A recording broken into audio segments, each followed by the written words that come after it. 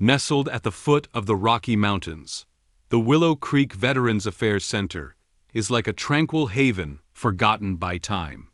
Afternoon sunlight filters through the tall aspen leaves, casting dappled shadows. The air is filled with the scent of freshly trimmed grass, the aroma of pine, and a peaceful, slowly flowing fragrance. Here, time seems to slow its pace, carefully avoiding disturbing the souls bearing both visible and invisible wounds. Charlie Boone is one of the regulars. He looks no different from many of the silent elderly residents. His gray hair is cut short, and his slightly thin frame is encased in a simple burgundy jacket and loose work pants.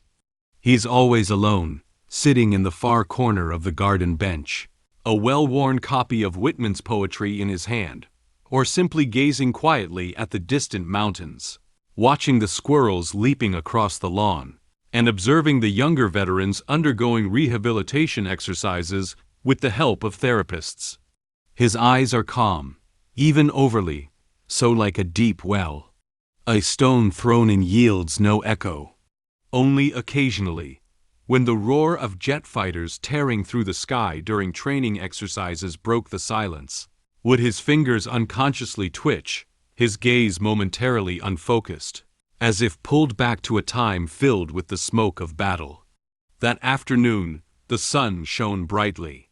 Charlie, as usual, sat in his usual spot, eyes closed, basking in the warmth of the sunlight on his face.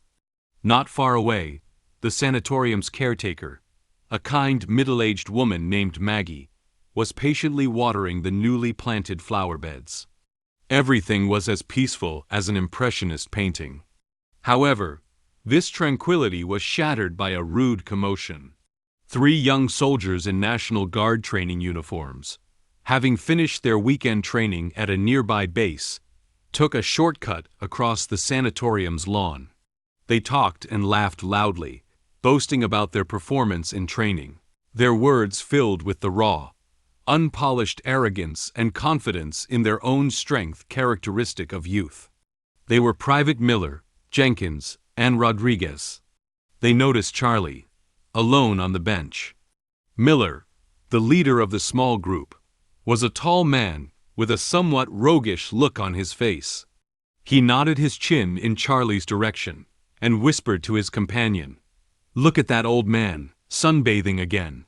I really don't know what the point is of our taxpayers' money supporting these former remnants." Jenkins chuckled in agreement. Maybe he was just a cook back then, and now he's enjoying himself here. Their voices weren't loud, but in the quiet garden, they were clearly audible to Maggie and Charlie on the bench nearby. Maggie frowned, put down her water bottle, and wanted to step forward to stop them. Charlie seemed to hear. He didn't even open his eyes. Only his breathing became almost imperceptibly erratic for a moment, and the knuckles of his hand resting on his knee turned slightly white. Seeing Charlie's lack of reaction, Miller grew bolder. He swaggered to the bench, blocking the sunlight from falling on Charlie and casting a shadow. "Hey, old man," he said, his tone feigned politeness masking undisguised contempt. "Tell us, which unit did you serve back then?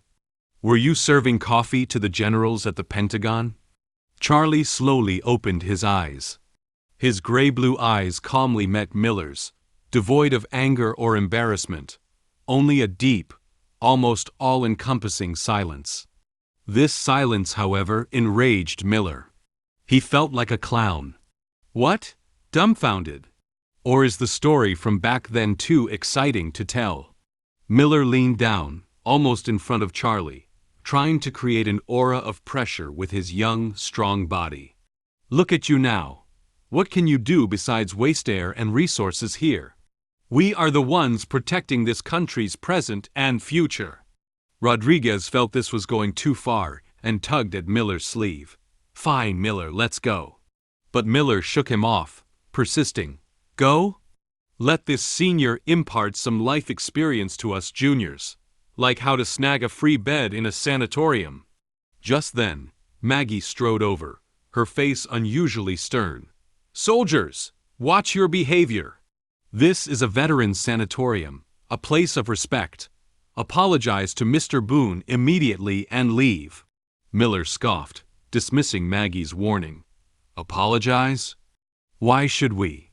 Did we say something wrong? He pointed at the still silent Charlie.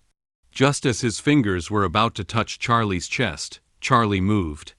Without any violent movement, he merely shifted slightly to avoid the impolite finger, simultaneously raising his eyelids and giving Miller a deep look. That gaze, no longer the previous calm, suddenly became incredibly sharp, like tempered ice, or the crosshairs of a scope, instantly piercing Miller's bluffing exterior and striking deep into his heart. Miller felt a chill run down his spine, and the insulting words stuck in his throat. Maggie, seeing Charlie's gaze, felt a sudden tightness in her chest. She had worked here for many years, seeing all sorts of veterans, but the aura that occasionally leaked beneath Charlie's extreme calm, like a dormant volcano, had always made her feel that this man was far from simple. Without hesitation, she immediately turned and ran back to her office, not dialing the usual security number, but directly dialing an encrypted number at the very top of the emergency contact list, a number belonging to the Naval Special Operations Command. This number had been personally left by a high-ranking general when Charlie checked in, with the instruction that it should never be used unless absolutely necessary.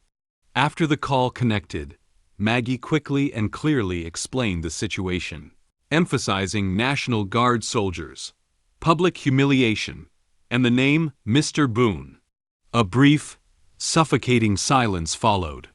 Then, a deep, shocked, and furious voice came through. Stay with Mr. Boone. Ensure his safety. I'm coming immediately. No one is to disturb him again. Less than 20 minutes, which felt like an eternity, broke the tranquility of the sanatorium with the low, rapid whirring of helicopter rotors. A black MH-60 Seahawk helicopter, exuding undeniable authority, landed directly on the sanatorium's expansive main lawn, the powerful airflow bending the grass and kicking up clouds of dust. The cabin door opened, and a rear admiral in naval service uniform, with a single star on his epaulets, was the first to jump out. His face was ashen, his eyes like those of a volcano about to erupt. Following closely behind were 6 fully armed Navy SEALs, their eyes sharp as eagles. Their appearance stunned everyone at the sanatorium. The general was Rear Admiral Marcus Thorne, responsible for the training and deployment of the West Coast SEALs. Ignoring the sanatorium director and panicked staff who rushed to the scene, his gaze swept across the garden like a searchlight, instantly locking onto Charles Boone, still seated on the bench as if nothing was amiss, and the 3 National Guard soldiers, their faces ashen and frozen with fear. Rear Admiral Thorne strode across the lawn, his steps heavy and rapid, carrying in barely suppressed rage.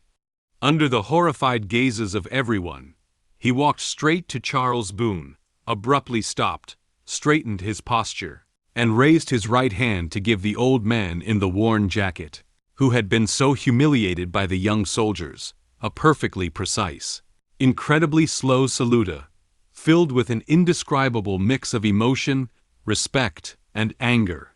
Sir, Major General Thorne's voice was hoarse with overwhelming emotion, even carrying a barely perceptible sob. Gravestone! Commander Charles Boone, God, how dare they! Gravestone! This cry was like a chilling wind from hell, instantly freezing the air in the room. The 3 National Guard soldiers, especially Miller, felt a chill run from their feet to the top of their heads. Their minds went blank, and they felt as if they could hear their own hearts shattering. Major General Thorne whirled around like an enraged lion, his gaze fixed on Miller's ashen face. His voice, like an icicle, pounded out each word. You 3 pathetically ignorant fools! Do you know who stands before you? He pointed at Charlie, his finger trembling slightly with rage. "Look closely. This is Commander Charles Tombstone Boone." "Not sir. He's Commander Boone." His voice suddenly rose, booming like thunder in everyone's ears. He was one of the founding members of SEAL Team 6, DevGru, a participant in Operation Ivory Coast, the raid on the Vietnam POW camp. A ghost who guided airstrikes deep behind enemy lines during Operation Desert Storm. A living legend who brought his team back from the brink of hell countless times in Bosnia, Afghanistan, and Iraq. Major General Thorne took a deep breath, his eyes filled with sorrow and immense respect. He looked at Charlie, his voice lowering, yet even more resounding. His code name, Tombstone, was because every target he locked onto had only one fate. And the reason he's here, enjoying what you call a free bed, is because during a cover mission for his teammates' retreat. During the operation, he lost his right eye and 3 fingers on his left hand while defusing booby traps. Shrapnel still remains in his lungs, causing him excruciating pain on rainy days. He's not here to retire. He's enduring endless suffering, paying the final price for the country he protected. And you, Major General Thorne's gaze once again swept over Miller, Jenkins, and Rodriguez like a cold blade. You scum who wear uniforms, but don't even understand the most basic respect. How dare you? How dare you humiliate him? You've insulted not only a decorated hero, you've insulted the dignity of all soldiers who shed blood for their country. You've insulted the honor your uniforms represent. Jackson Miller's psychological defenses completely collapsed. A massive, overwhelming wave of shame and remorse engulfed him like a tsunami. He looked at the old man he had just moments before hurled insults at and dismissed as nothing. Now, under the general's respectful salute and emotionally charged narration, the old man's figure seemed to grow incredibly tall, a monument to the sacrifice and dedication of all soldiers, a mountain he could never reach, nor even be worthy of gazing upon in his entire life. His legs gave way, and he collapsed to his knees with a thud, tears, snot, and sweat mingling and streaming down his face. Commander Boone!" His voice was hoarse and broken, filled with a desperate sob. "I'm sorry. I was wrong. I'm an idiot. I'm a blind bastard. I didn't know. I really I single quotes am so sorry. He sobbed uncontrollably, the immense pain causing him to curl up like a lost child. Commander Charles Boone slowly, seemingly with some difficulty, raised his hand and returned a standard and steady salute. His gaze settled calmly on the weeping Miller, his eyes showing neither triumphant triumph nor anger at being offended, but only a deep, earth-like tolerance, a hint of pity for youthful ignorance, and the weariness of someone who had endured purgatory. He lowered his hand, took a step forward not to Major General Thorne, but to the kneeling Miller.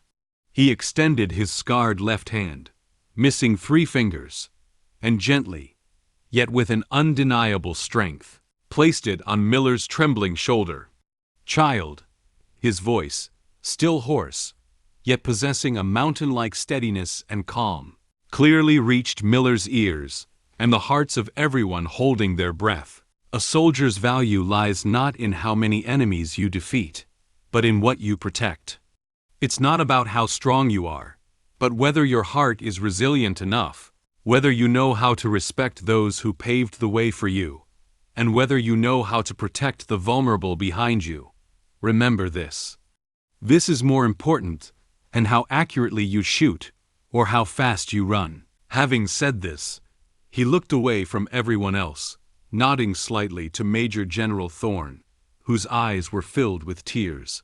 His gaze seemed to say, "It's all in the past. Don't make things difficult for the children." Then, he turned, and with slightly unsteady steps, slowly walked along the sun-drenched path into the depths of the sanatorium.